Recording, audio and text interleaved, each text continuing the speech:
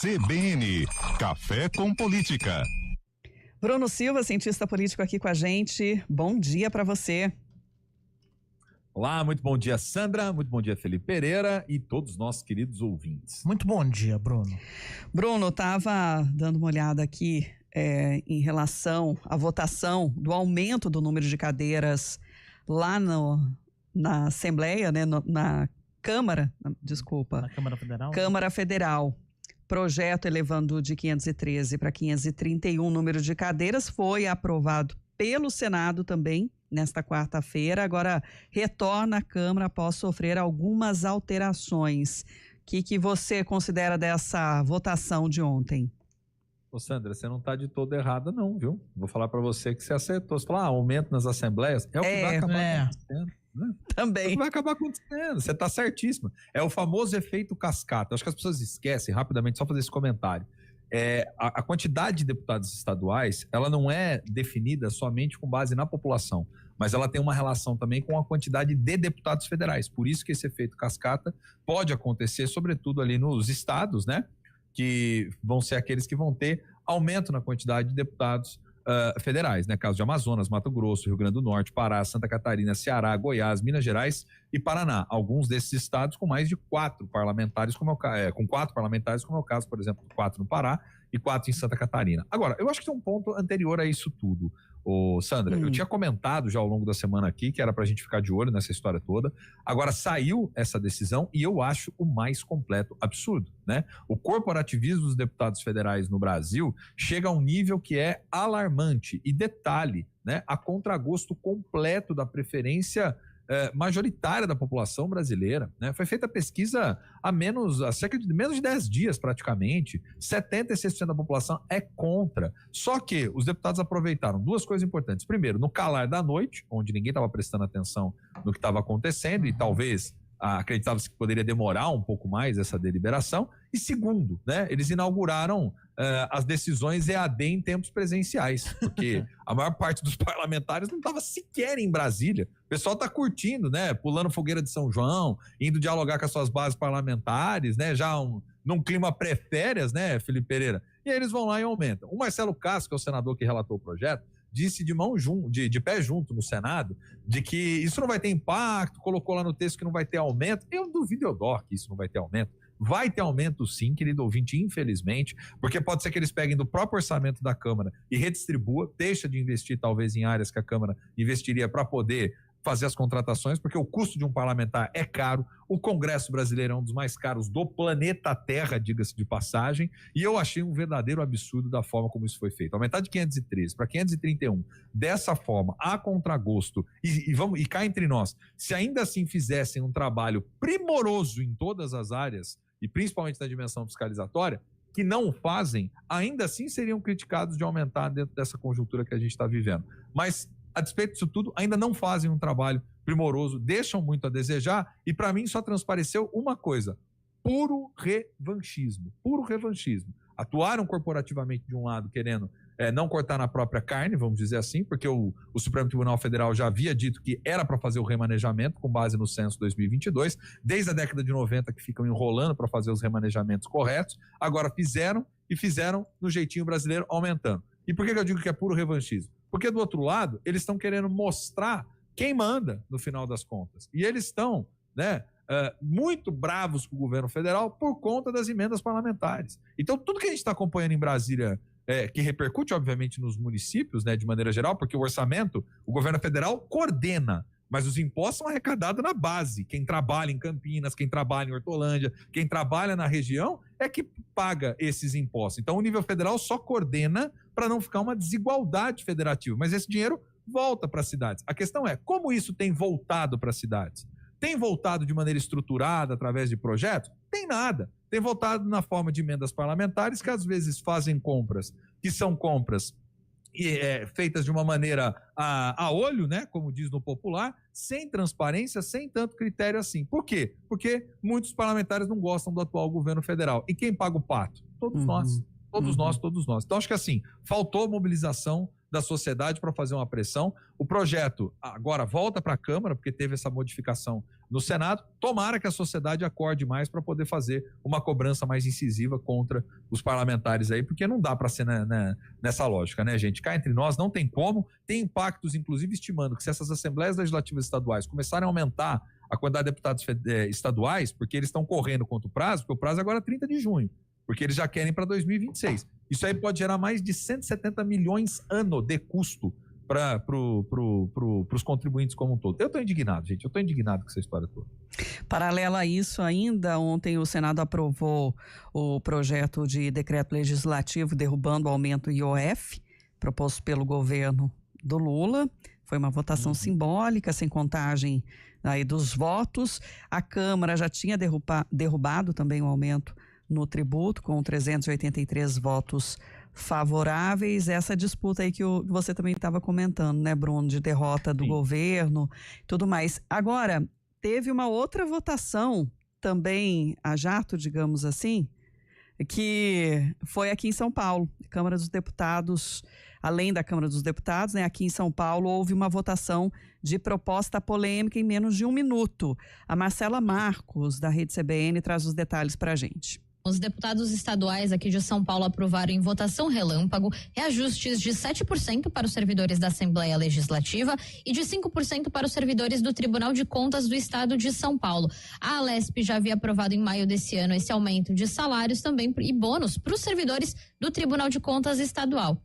E nessa mesma semana, os deputados estaduais aprovaram também 4 projetos de lei, também em votação relâmpago, que resultaram na criação de 1.344 cargos no Tribunal de Justiça aqui de São Paulo. Uma votação que, para esse projeto no plenário, durou menos de 2 minutos. Então, além desses 1.344 cargos, um outro projeto de lei complementar foi votado junto e que aprovaram a criação de 50 varas de entrância final, que naqueles municípios com mais de 100 mil habitantes, e outras 30 varas de entrância intermediária do Tribunal de Justiça de São Paulo. Ou seja, a gente vai ter mais 80 juízes de direito no estado de São Paulo ganhando esse cargo. E além disso, né, esse mesmo projeto também estabeleceu a criação de cargos de escrevente, coordenador, supervisor, chefe de seção do judiciário, ali com mais 1.040 cargos. O presidente do Tribunal de Justiça de São Paulo, Fernando Antônio Torres Garcia, justifica a criação dessas novas varas no projeto de lei complementar como uma medida para garantir a celeridade do sistema jurídico. A sessão foi toda comandada pelo presidente da Alesp, André do Prado, e nessa mesma sessão ainda outras 2 propostas também foram aprovadas ali em coisa de menos de 3 minutos, que foi justamente uma proposta que transfere cargos do Tribunal de Justiça Militar de São Paulo para o Tribunal de Justiça de São Paulo, e aí um outro projeto que é de autoria da gestão Tarcísio de Freitas, do governador aqui de São Paulo, que autoriza o governo paulista a contratar brigadistas temporários para combater incêndios em todo o estado. É um tratoraço, né? Obrigada, é Marcela Marcos trazendo esses detalhes. Já tudo combinado, né, Bruno? Só os trouxas somos nós, né? Que estamos aqui que vamos pagar a conta depois, né? O que eu fiquei entendendo dessa história toda foi isso também. Eu vi essa informação também, agora a gente traz para o nosso querido ouvinte. Ô, gente, às vezes eu fico pensando assim, e olha que eu sou um cara que sempre tento ponderar, olhar e dizer assim, não, vamos ver se realmente precisa, vamos ver se realmente tem necessidade de criar, de recompor os cargos, né? Às vezes são áreas importantes, mas cá entre nós, né? Ah, gente, não tem nem debate das discussões. Onde teve gente olhando e falando assim, o que nós vamos votar mesmo? É um absurdo um negócio desse, é um absurdo. Você sabe quem que tem que começar a mudar realmente? Quem tem que mudar na ponta somos nós, cidadãos. A gente tem que começar a olhar esses políticos e começar a fazer um pente fino mesmo. Começar a olhar mesmo quem a gente vai escolher para representante, porque não é possível. É aumento daqui, aumento dali, e quem tá pagando as contas somos cada vez mais nós. E mesmo assim, mesmo com tudo isso que está falando na justiça, eu duvido que a justiça vai ficar mais célere do dia para a noite. Eu duvido que ela vai começar a funcionar de maneira mais rápida. Não vai mesmo.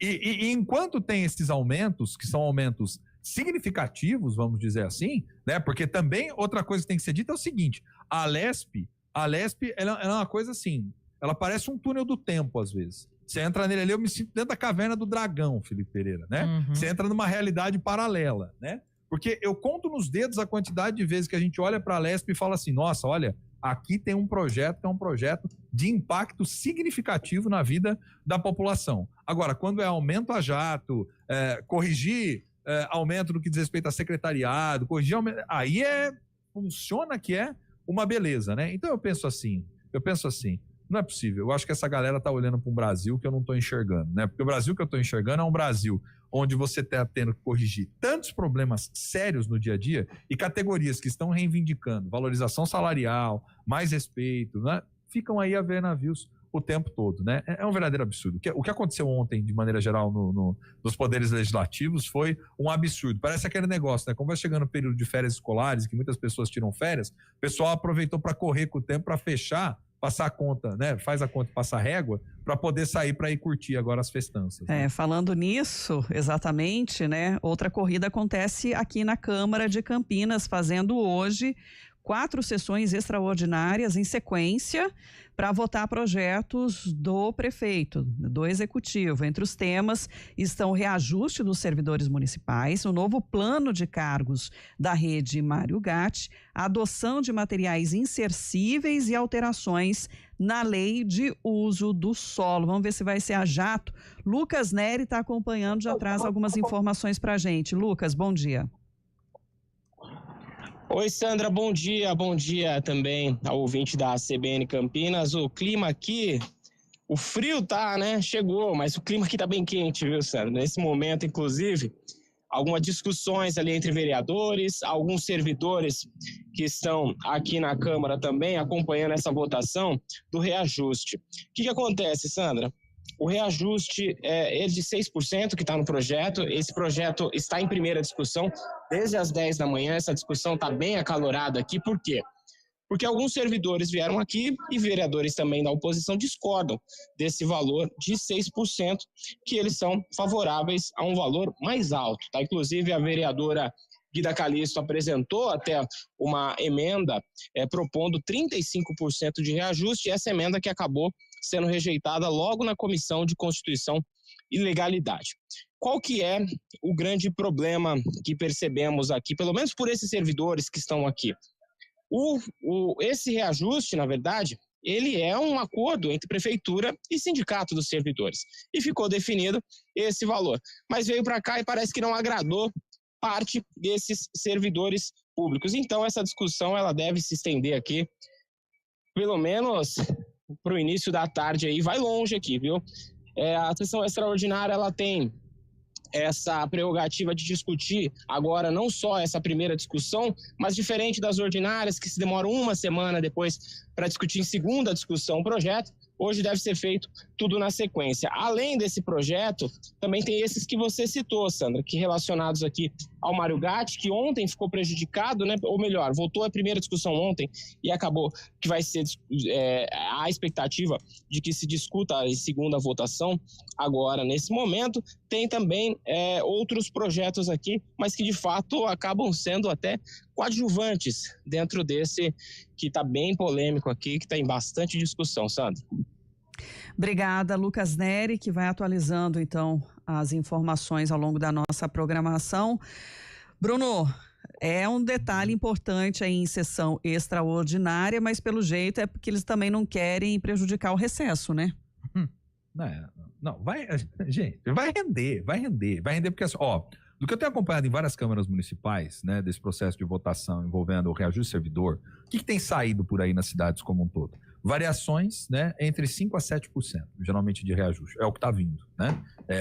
Um pouquinho mais, um pouquinho menos, alguns às vezes compensa no ticket, dá um aumento ali no valor, alguns fatiam, enfim, depende da realidade orçamentária. Mas o que eu tenho acompanhado é entre 5% e 7%. A Guida apresentar 35 é zoeira, né? É tipo assim, vamos chegar lá e vamos tumultuar o negócio para ver o que acontece. 35 é um absurdo, por mais que eu pense que o servidor tem direito de ter reajustes mais razoáveis, né? Não vai ter como você dar 35%, né, gente? Cá entre nós, né? Estamos falando aqui não da justiça do reajuste de 35, mas da situação econômica que impede dar um reajuste de 35. Sim, exato.